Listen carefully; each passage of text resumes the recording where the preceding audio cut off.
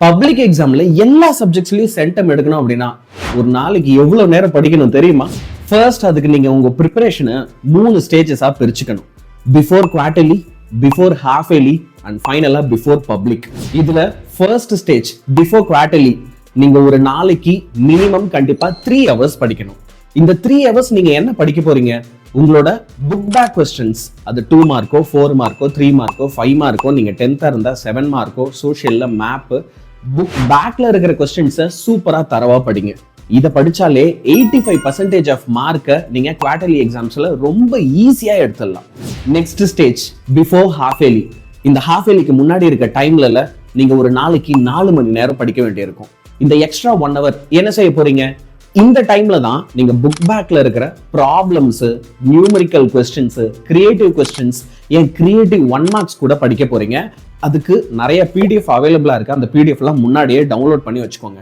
இப்போ இந்த கிடைக்கிற எக்ஸ்ட்ரா 1 hourல நிறைய ஃபார்முலாஸ் எல்லாம் ஒரு நோட் புக் போட்டு எழுதி வைங்க. நிறைய ஷார்ட் நோட்ஸ் எல்லாம் ப்ரிப்பேர் பண்ணி வைங்க. இது உங்களுக்கு கடைசி நேரத்துல உதவும். இப்போ last and final stage before public exam. உண்மையை சொல்லணும்னா இப்போ நீங்க எவ்வளவு நேரம் படிச்சாலும் தப்பு இல்லை. ஆனா கண்டிப்பா மினிமம் ஒரு 5 hours ஈச் டே நீங்க படிச்சே ஆகணும். நீங்க ஏற்கனவே ஹாஃப் இயர்லி எக்ஸாமுக்கு மோஸ்ட் போர்ஷன்ஸை கவர் பண்ணிருப்பீங்க. ஆனா இப்போ அதெல்லாம் திரும்ப படிச்சு திரும்ப நிறைய டெஸ்ட் எழுதி பார்க்கணும். எவ்வளவு டெஸ்ட் எழுதுறீங்களோ அந்த அளவுக்கு எக்ஸாம் டென்ஷன் இல்லாம பண்ணலாம்.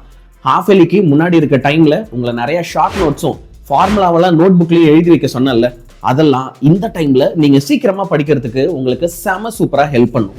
இப்படி மல்டிபிள் ஸ்டேஜஸ்ல மல்டிபிள் டைம் பீரியட்ஸ்ல கான்ஸ்டன்டா நீங்க படிச்சுட்டே இருந்தா நீங்க 500 out of 500 எடுக்கிறதோ இல்ல 600 out of 600 எடுக்கிறதோ ஒரு கம்ப்ளீட் கேரண்டியா இருக்கும்.